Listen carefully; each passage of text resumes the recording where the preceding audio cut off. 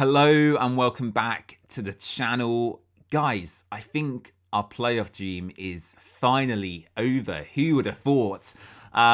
Look, battered at Middlesbrough today. Embarrassing, gutless once again from this set of players. And it's a shame actually because at one specific point I thought, you know what, we've actually not been too bad. When Abankwah scored that consolation goal to make it 2-1, I thought, you know what, on the whole, actually, our performance hasn't been too bad. Kayembe had a couple of opportunities. Luka Kiramgard hit the post. Loser had a free kick just wide. And I thought, actually, if we can get back into this and salvage a draw, at least the fans that travelled and spent all that money to go today can at least be a little bit proud of their football team.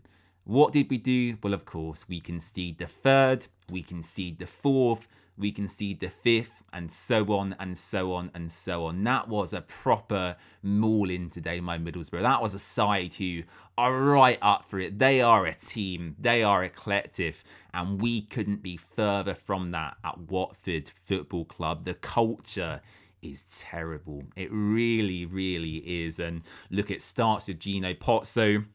And it works its way down from there. It goes to Duxbury, goes to Nani, it goes to Ed, and then it goes to the players, of course. And whilst the players and Ed have to take responsibility, of course they do. They made lots of mistakes today.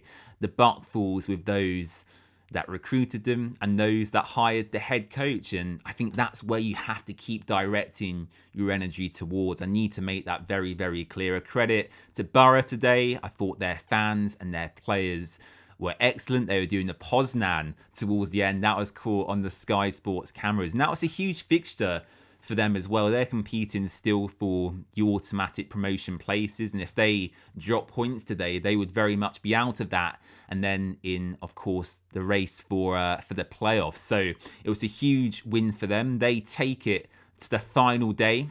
Watford, on the other hand, have had quite possibly the worst season I've ever seen as a supporter. Now, we've had worse times than this. I appreciate that. I'm of the younger side of the fan base. There'll be those of you who were supporting Watford in the 90s or during the Bassini years where it looked pretty bleak at points, and I appreciate that. It can always get worse. But for me, given all I've known is relative success at the club, to be in this position now is a damning incitement and gross mismanagement from those at the top. If you just take a look at our last 7 results, Leicester City 0-0, a 2-1 defeat away to QPR, a 1-1 draw at home to Charlton, and then 4 consecutive losses after that. 2-0 away at Oxford, 2-0 at home to Sheffield United, 3-0 away at West Brom, and now today a 5-1 drubbing at the Riverside against Borough.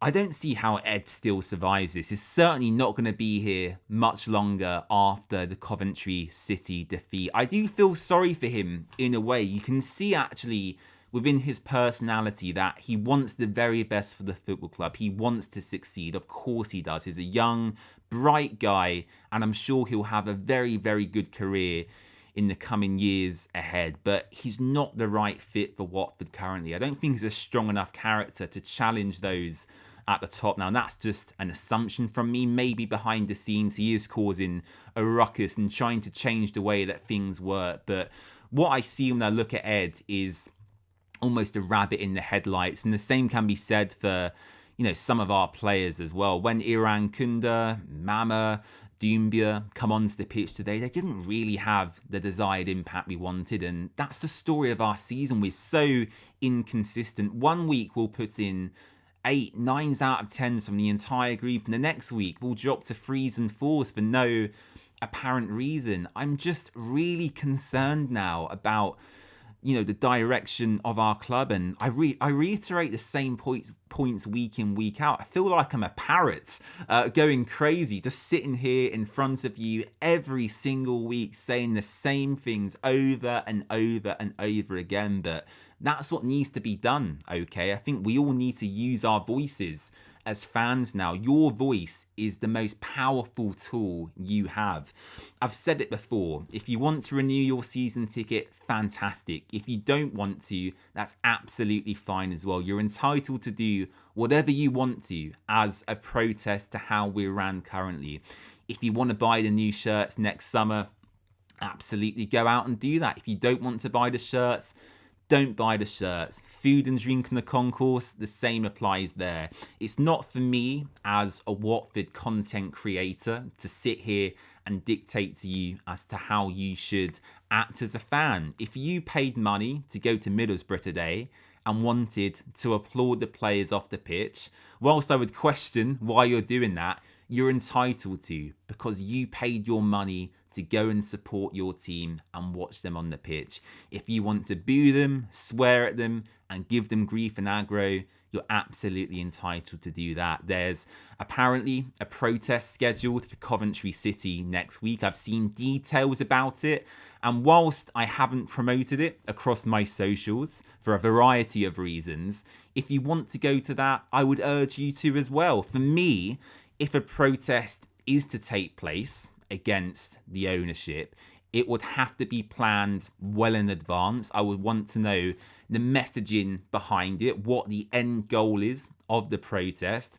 where the start point is, where the finish point is, and ultimately, who's behind it? What is the end goal? What I don't want to do is sit here as someone with a lot of followers and promote something that ultimately might turn violent or it might turn nasty. That's the last thing I want to do. I don't want to put anyone in a situation that makes them feel uncomfortable.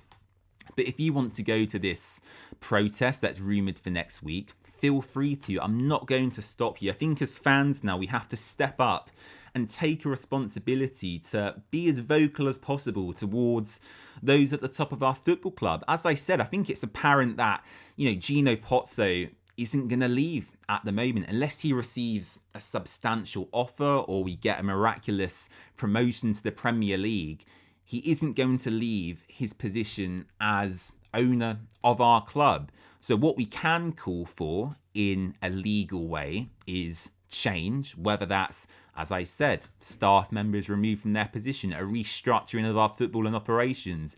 You need to use your voice on social media and in the ground to make your feelings clear. Coventry City is the last match of the season, and that should be quite embarrassing for Gino. He'll be sat there, I imagine, in the stadium, watching them lift the championship trophy at Vicarage Road, whereas we will probably finish in 17th position, looking behind our backs at what could have been if we didn't go on that run over Christmas. If Javi Gracia didn't win those 4 games in a row over Christmas and into the new year, I think right now we would be quite possibly a League One football club. No side is too big to go down regardless of the division you're in. Tottenham Hotspur, one of the great football clubs known worldwide, could be in the Championship next season. And look at their stadium. Leicester City, winners of the Premier League 10 years ago, are playing League One football next season. It only takes one summer of things going wrong to send our club in a spiral. And I really want to avoid that for as long as possible. So as I said, make your feelings clear, be strong in your opinions, and still support the team while doing so. I don't want Watford to lose football matches, but if it's going to take another battering at Coventry to make the owner realise how much work needs to be done, then I'm all for that. Absolutely, I really am all for that. Thank you for watching. I appreciate your time once again. And we move on to the final game of the season, Coventry at home. I'll be there. I hope to see many of you there as well. And I don't think many fans will be staying for the customary lap of honour and end of season awards as well. Thanks for watching, and I'll see you again soon. Bye-bye.